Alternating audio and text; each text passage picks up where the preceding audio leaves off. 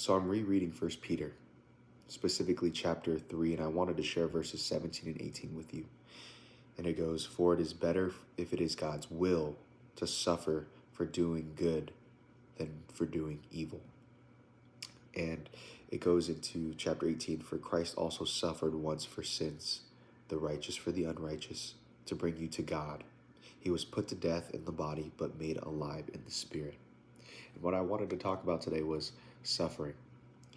What we think the Christian life should be here on the West is a lot different than all the other countries.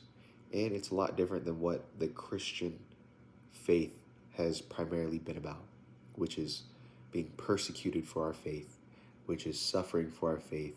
The disciples, they all but one died gruesome deaths, right? By spearing, filleted alive, crucified upside down. They were persecuted for sharing the gospel, for claiming that Jesus Christ rose from the dead.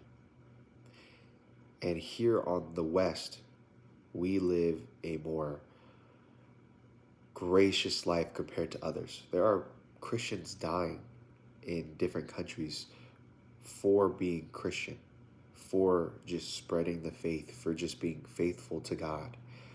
And I think we have to remember that suffering is a part of the Christian lifestyle.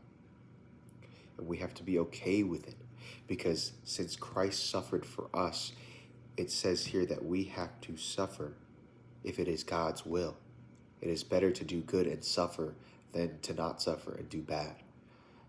So I know we can get caught up in our day-to-day lives and forget what the Christian life is about, but just know that suffering comes with this faith.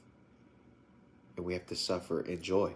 We have to be joyful because the fact that Jesus suffered for us and that he took on our sin.